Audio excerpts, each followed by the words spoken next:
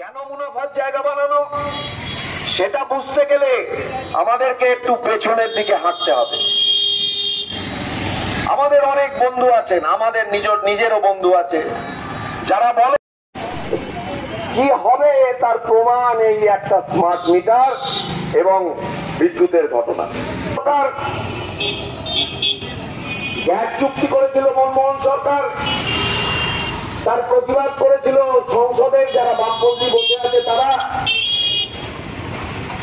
তারপরে সেই চুক্তি যাদের কাছে আমাদের এই আওয়াজ আমরা পৌঁছে দিতে পারছি, ইলেকট্রিক সাপ্লাই আমাদের সামনে, ইলেকট্রিক সাপ্লাই যারা ইতিমধ্যেই যেসব উপভোক্তারা বিল মেটাতে এসছেন, ইলেকট্রিক সাপ্লাই যেসব উপভোক্তারা ইতিমধ্যেই স্মার্ট মিটার লাগানোর 1 মাসের মধ্যে যে বিল এসেছে সেই বিল মেটানোর জন্য এসেছেন, এলাকার যারা ছোট ছোট ব্যবসায়ী আছেন, এলাকার যারা টোটো চালক ভাইরা, ছোট ছোট হকার ভাইরা, ছোট দোকানদারেরা,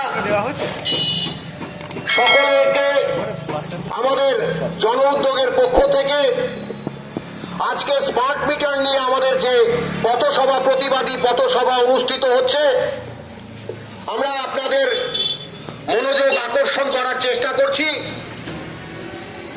তার কারণ আমি আমার সম্বোধনে যে বললাম, সকল ক্ষেত্রেই বললাম ছোট দোকানদার, ছোট হকার যারা আছেন, যারা খুব সাধারণ নিম্নবিত্ত গরিব মানুষ যে উপভোক্তারা আছেন, আমি তাদেরকেই অ্যাড্রেস করছি। তার কারণ আপনারা দেখেছেন ইতিমধ্যেই শান্তিপুরে 2025-এর 17 জানুয়ারি থেকে বাড়ি বাড়ি স্মার্ট মিটার বসানোর কাজ শুরু হয়েছে।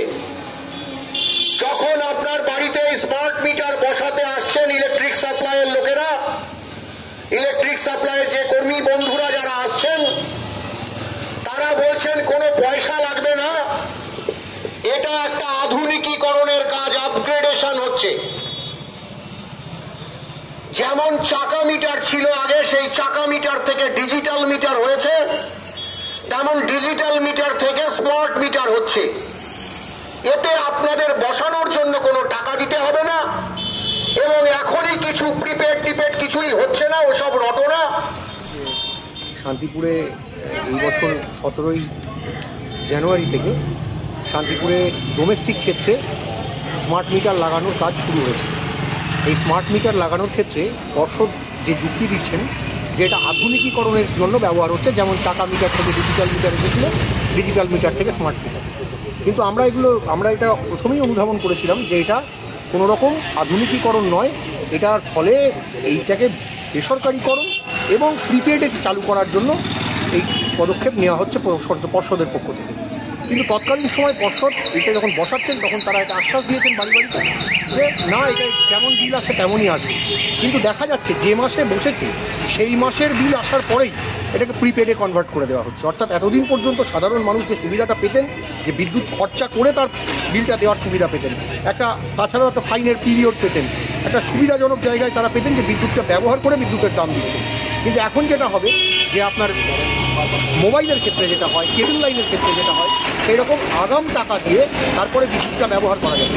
আমরা মনে করছি যে বিদ্যুৎ একটা অত্যন্ত অত্যাবশ্যকীয় পণ্য, বিদ্যুৎ একটা অত্যন্ত এসেনশিয়াল কমোডিটিস সাধারণ মানুষের ক্ষেত্রে। সেইটাকে এইভাবে অগ্রিমে নিয়ে আসা, এটা পুরোদস্তুর একটা বাণিজ্যিক দৃষ্টিভঙ্গি, যা নির্বাচিত সরকারের এই দৃষ্টিভঙ্গি নেওয়া একেবারেই অনুচিত বলে আমরা মনে করছি। আমরা মনে করছি যে এর ফলে টিওডি চালু হবে আর টাইম অফ দ্য ডে, অর্থাৎ যে সময়টা দিনের যে সময়টা বিকেল 5টা থেকে রাত্রি 12টা পর্যন্ত, দিনের যে সময়টায় সব থেকে বেশি মানুষের বিদ্যুৎ দরকার হয়, সাধারণ মানুষের বিদ্যুৎ দরকার হয়, সেই সময়টায় বিদ্যুতের চার্জ যেমন কমার্শিয়াল এবং ইন্ডাস্ট্রিয়ালের ক্ষেত্রে আছে, এই সময়টায় বিদ্যুতের চার্জ ইউনিট প্রতি সব থেকে বেশি দাম হবে। সেই বেশি দামে এই সাধারণ গৃহস্থ মধ্যবিত্তকে বা নিম্নবিত্তকে বা গরিব মানুষকে প্রত্যেকেই বিদ্যুৎ ব্যবহার করতে হয়। এটা অত্যাবশ্যকীয় পণ্য, এটা ব্যবহার করতে হবে। এই টিওডির ক্ষেত্রে যাবে এবং এবং এর যে ক্রোনোলজি যদি আপনারা দেখেন তাহলে আপনারা দেখবেন যে আস্তে আস্তে এইবার যখন অগ্রিম টাকা দিয়ে বিদ্যুতের মতো অত্যাবশ্যকীয় পণ্য যখন অগ্রিম টাকায় ব্যবসাটা চলে আসবে, তখন বেসরকারি পুঁজিপতি কর্পোরেট হাঙররা বসে আছে এটাকে নেওয়ার জন্য। যেভাবে দেশের খনি, দেশের লাভজনক বন্দর সমস্ত কিছু বেচে দেওয়া হচ্ছে, সেইভাবে কেন্দ্র সরকারের যে নীতি, সেই নীতির বশবর্তী হয়ে কেন্দ্রীয় সরকারেরই পুরোটা ফান্ডিংয়ে এটা হচ্ছে। এবং এর ফলে এই যে বেসরকারীকরণের নীতি, এই যে লাভজনক সংস্থাকে বেছে দেওয়ার নীতি, এই যে মানুষের টাকায় অগ্রিম নিয়ে মানুষকে যে পরিষেবা দেওয়ার নীতি, এর প্রতি আমরা ধিক্কার জানাচ্ছি। এবং গোটা পশ্চিমবঙ্গে প্রায় 30,000 এবং গোটা দেশে ধরলে প্রায় 1.5 লাখেরও বেশি মানুষ এই মিটার রিডিংয়ের সঙ্গে যুক্ত ছিলেন কন্ট্রাকচুয়াল বেসিসে, তাদের কাজ হারাবে। আমরা এই যে নীতি, সরকারের এই নীতির প্রতি আমরা ধিক্কার জানাচ্ছি। বাড়িতে যখন মিটার লাগাতে যাচ্ছে তখন কি কোনো এই ধরনের কথা শুনেছেন আপনারা, বা আপনাদের কাছে সেরকম এসছে প্রতিবাদ, তারা চাইছেন না?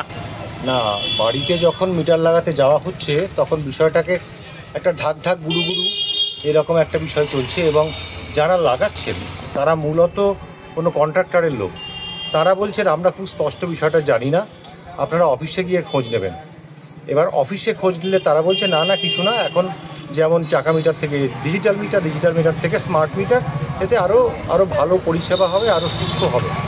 কিন্তু ডিজিটাল মিটারে কাজ ভালোই হচ্ছিল, অলমোস্ট সমস্ত বাড়িতে ডিজিটাল মিটার ভালো আছে, সেগুলোকে পুরোপুরি বাতিল করে দেওয়া হচ্ছে। মানে আমাদেরই তো টাকায় তৈরি হচ্ছে, জনগণের টাকায় তৈরি হচ্ছে, তো সেগুলোকে পুরোপুরি বাতিল করে দেওয়া হচ্ছে, দিয়ে স্মার্ট মিটার আসছে। পরবর্তীকালে আমরা যখন খোঁজ নিচ্ছি বা সারা ভারতবর্ষে বিভিন্ন জায়গায় যখন এই নিয়ে আলোচনা শুরু হচ্ছে, তখন দেখা যাচ্ছে এর পেছনে যে পরিকল্পনাটা রয়েছে সেটা আসলে একটা অত্যাবশ্যকীয় ক্ষেত্র বিদ্যুৎ, সেইটাকে অত্যাবশ্যকীয় ক্ষেত্র এবং সেটা লাভজনক করে তুলে সেটাকে আসলে আমরা দেখেছি, এর অনেক উদাহরণ আছে, সেটা আসলে বেসরকারীকরণের দিকে নিয়ে যাওয়া হচ্ছে। এবং আমার দেশ যেখানে 75 থেকে 78% মানুষ দিন আনে দিন খায়, সেইখানে সন্ধে 5টা থেকে রাত 12টা পর্যন্ত যখন বিদ্যুতের মূল চাহিদা, সে একজনের বাড়িতে বসে সেলাই করে, একজনা বাড়িতে বসে ঠোঙা বানায়, টোটোতে চার্জ দেয়, সেই মানুষগুলো এই রকম 75-78% মানুষের স্বার্থ বিরোধী একটা বিষয় আনা হচ্ছে, যেখানে ওই সময়ে বিদ্যুতের চার্জটা সবচেয়ে বেশি। এটা যে কোনো লোক সহজ বুদ্ধি। আরেকটি বিষয় সেটা হচ্ছে আমরা নিজেরাও স্পষ্ট নই যে এই বিলটা কত টাকা ন্যূনতম হতে পারে, কবে মোবাইলে কি মেসেজ আসবে, নাকি রিচার্জ করলে কিছু বেনিফিট আছে কিনা, আলাদা প্যাকেজ আছে কিনা, আমরা এই নিয়ে বিভিন্ন ইঞ্জিনিয়ার এবং যে ম্যানেজমেন্টের যে মানুষজন আছেন বিদ্যুৎ পর্ষদেরই, তাদের সঙ্গে কথা বলেছি। তাদের পরিচয় ওইভাবে এখন প্রকাশ করার ব্যাপার নেই, কিন্তু আমরা কথা বলেছি খুব নির্ভরযোগ্য জায়গা থেকে।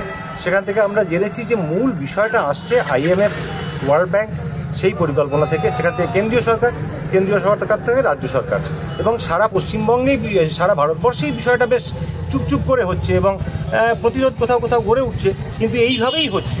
এবং এর যে পরিকল্পনা সেটা একটা লম্বা পরিকল্পনা। এবং আপনারা দেখছেন 24 ঘন্টা ইন্ডিয়া টিভি, সর্বদা সবার পাশে, সবার মাঝে। আজ এ পর্যন্ত। সঙ্গে রাখুন 24 ঘন্টা ইন্ডিয়া টিভি, দেখতে থাকুন সব জেলার সব খবর সবার আগে 24 ঘন্টা ইন্ডিয়া টিভির পর্দায়। নমস্কার।